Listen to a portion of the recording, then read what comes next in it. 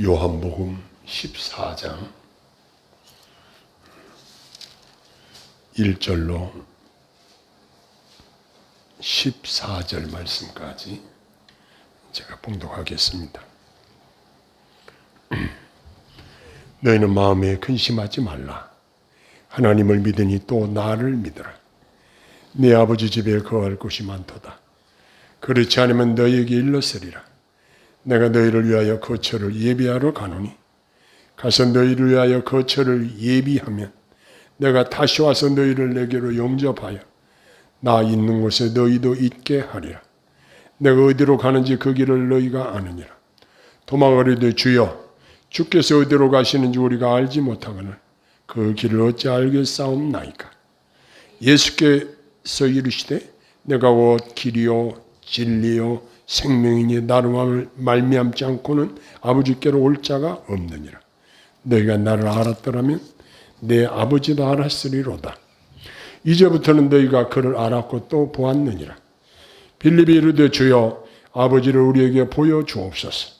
그리하면 족하겠나이다. 예수께서 이르시되 빌립아 내가 이렇게 오래 너희와 함께 있으되 네가 나를 알지 못하느냐? 나를 본 자는 아버지를 보았거늘 어찌하여 아버지를 보이라 하느냐? 내가 아버지 안에 거하고 아버지는 네 안에 계신 것을 네가 믿지 아니하느냐? 내가 너에게 이르는 말은 스스로 하는 것이 아니라 아버지께서 내 안에 계셔서 그의 일을 하시는 것이라. 내가 아버지 안에 거하고 아버지께서 내 안에 계심을 믿으라. 그렇지 못하겠거든 행하는 그 일로 말미암아 나를 믿으라. 내가 진실로 진실로 너희에게 이르노니 나를 믿는 자는 내가 하는 일을 그도 할 것이요 또한 그보다 큰 일도 하리니 이는 내가 아버지께로 감이라. 너희가 내 이름으로 무엇을 구하더니 내가 행하리니 이는 아버지로 하여금 아들로 말미암아 영광을 받으시게 하려 함이라. 내 이름으로 무엇이든지 내게 구하면 내가 행하리라. 아멘.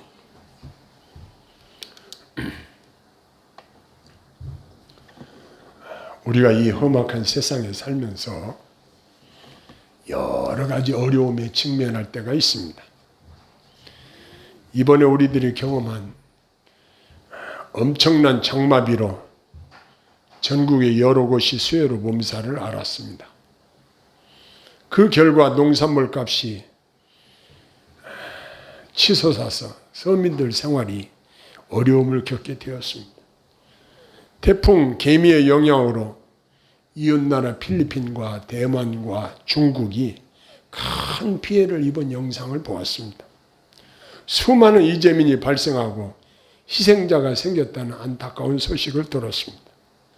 거기다가 국내에는 말라리아가 퍼진다는 소식에 경고 방송이 나오고 또 요즘은 폭염주의보가 발효되면서 큰 몸살을 앓고 있는 실정입니다.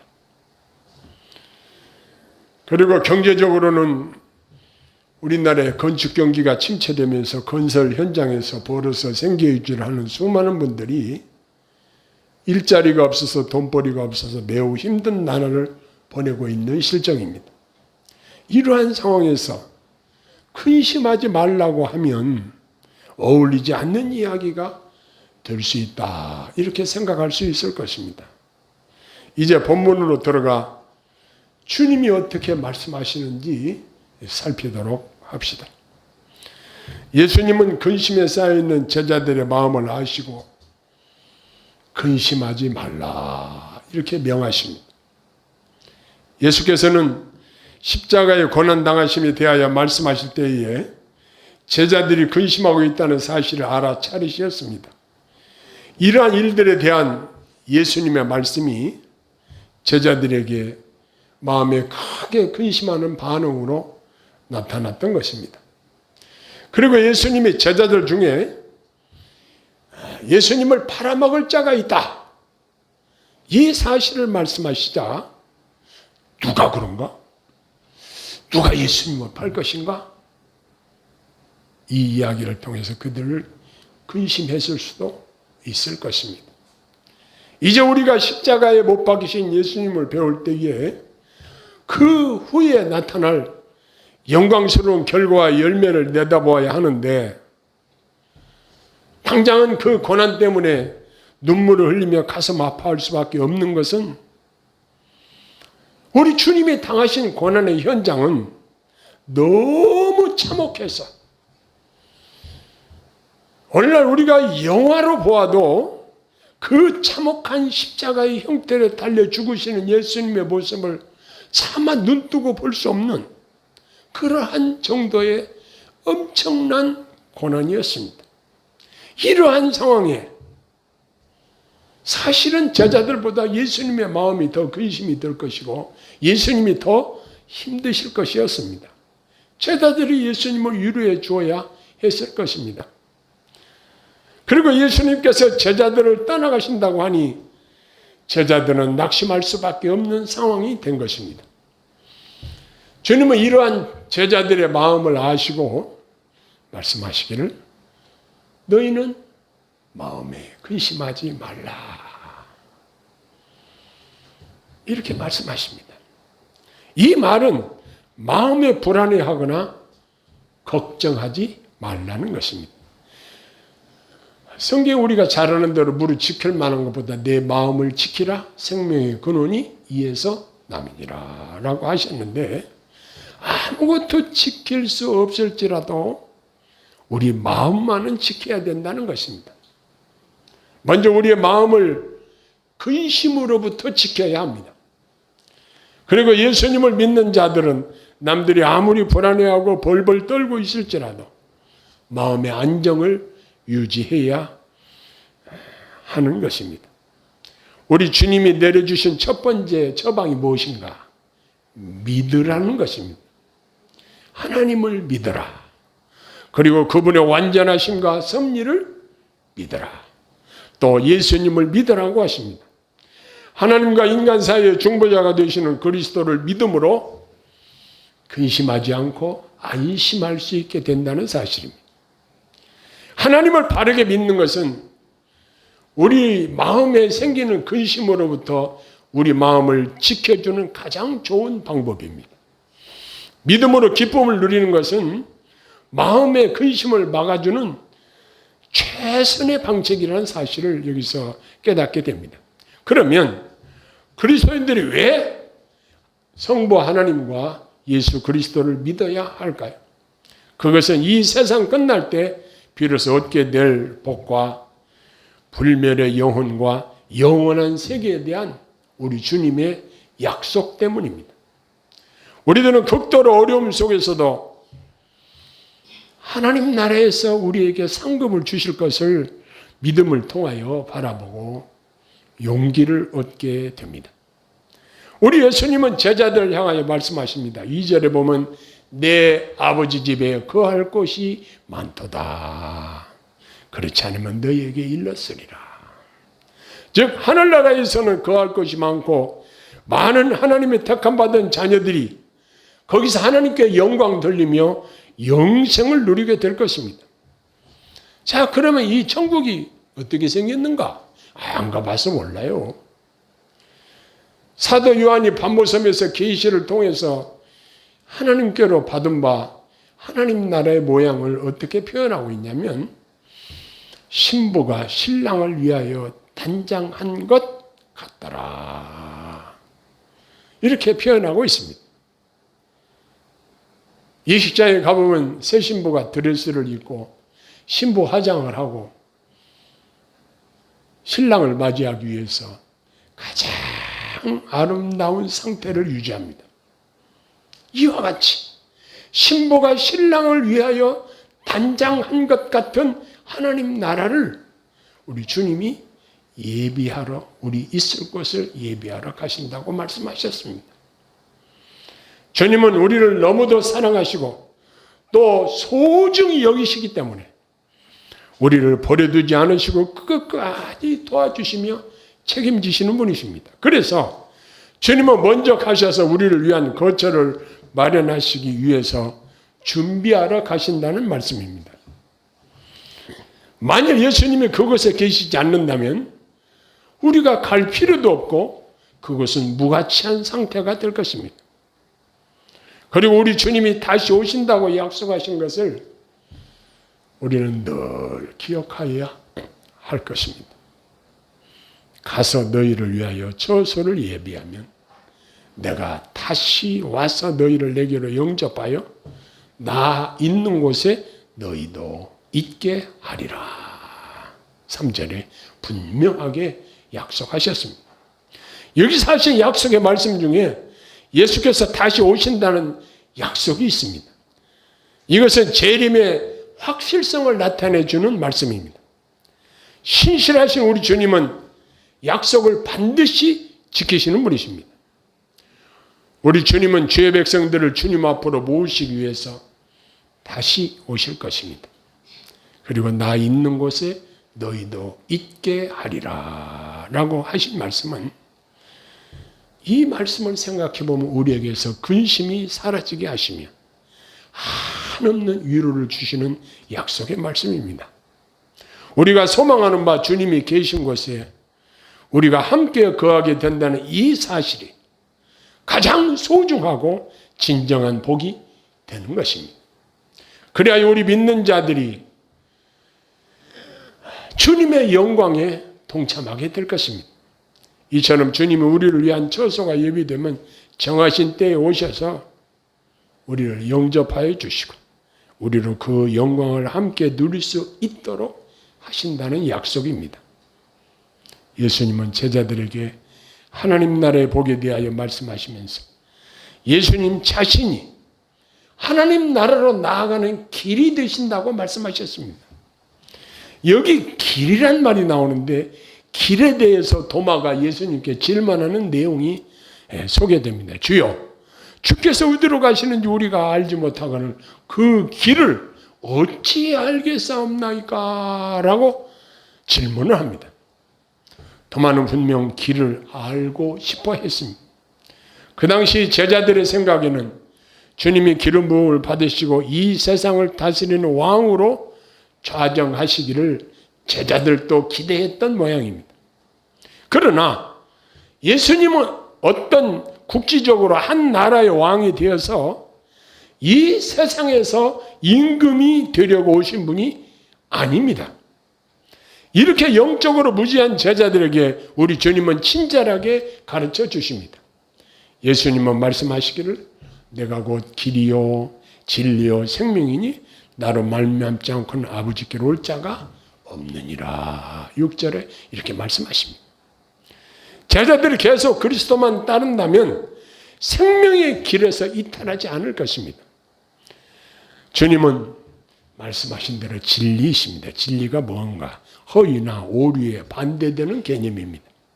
우리가 진리를 알려고 할 때 우리는 예수 안에 거하는 것이 진리임을 알고 배워야 합니다. 주님은 또한 생명이십니다.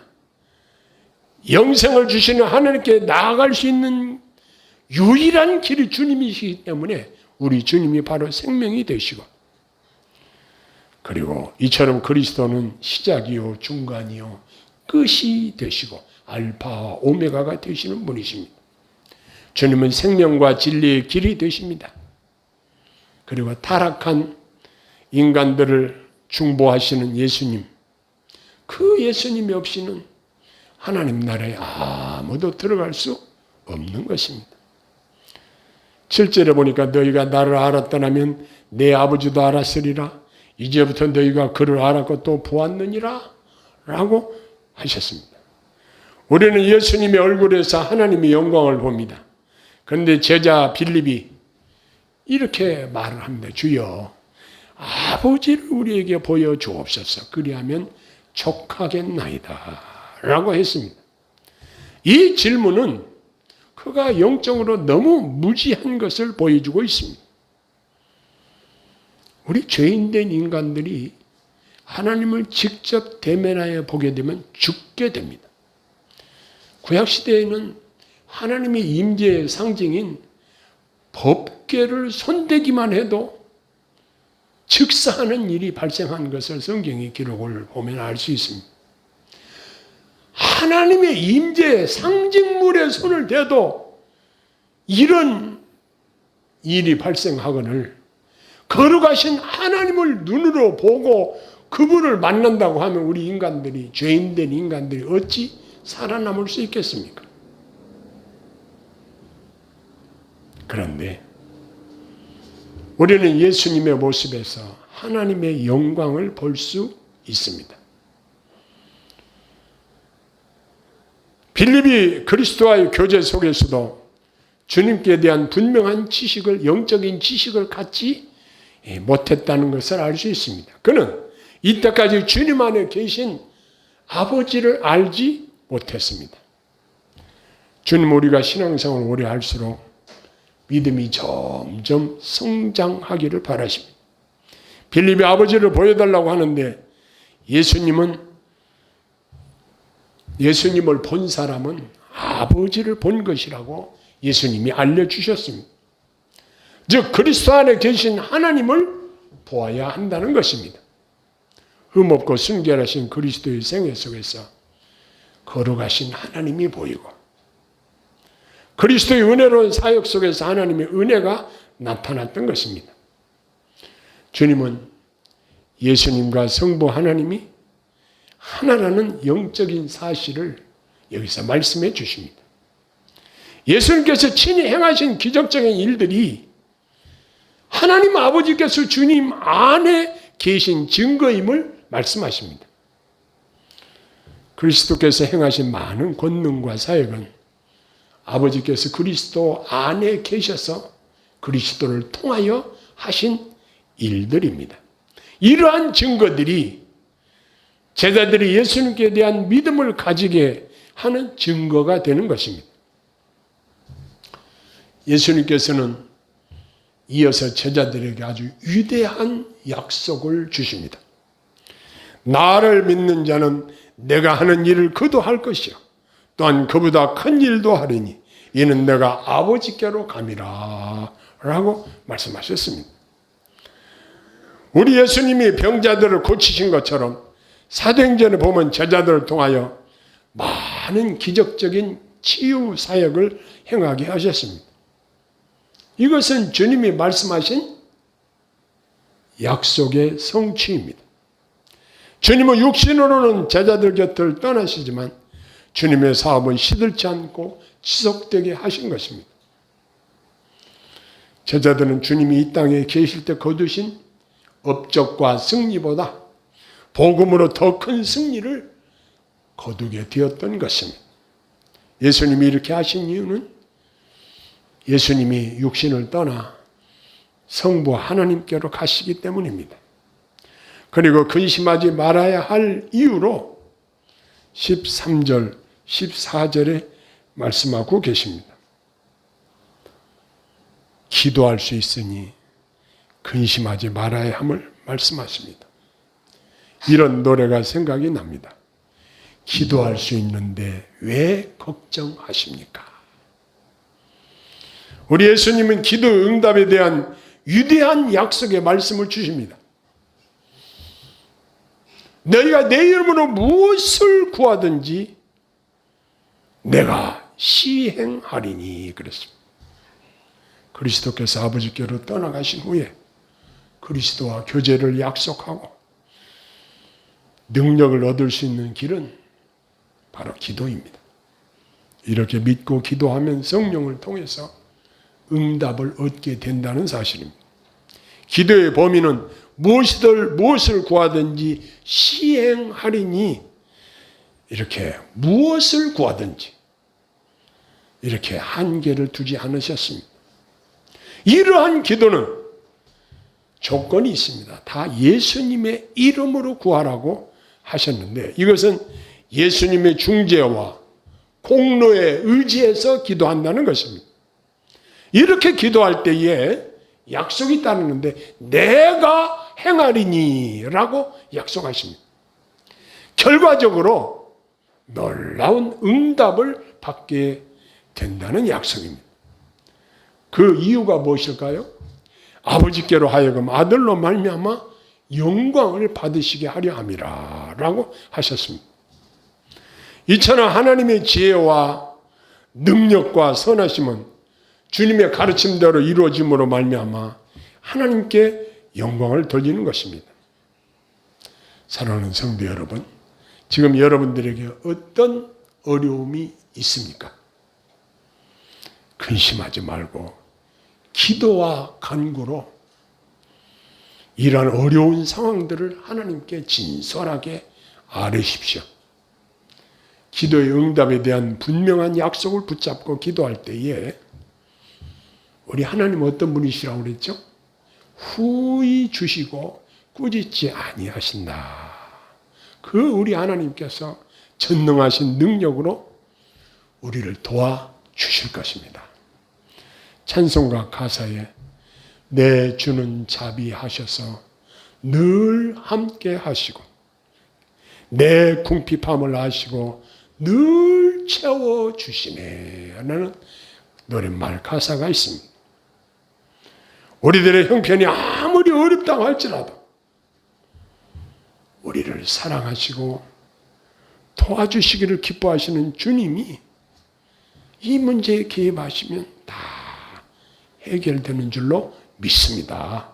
할렐루야. 기도하겠습니다. 사랑의 아버지 하나님, 우리 마음속에 슬며시 찾아와서 우리 마음을 근심케 하는 그러한 일들이 우리 삶에서 많이 일어나고 있습니다. 그러나 우리 주님은 분명하게 명하시기를 근심하지 말라고 하신 사실을 오늘 저희들이 마음에 또 새깁니다. 여호와 아버지 하나님, 저희들을 불쌍히 여기시고 도와주시옵소서. 저희들이 궁핍과 처한 모든 환경을 우리 주님이 아십니다. 주께서 긍휼히 여기시고 저희들을 도와주옵소서. 예수님 이름으로 간절히 기도합니다. 아멘.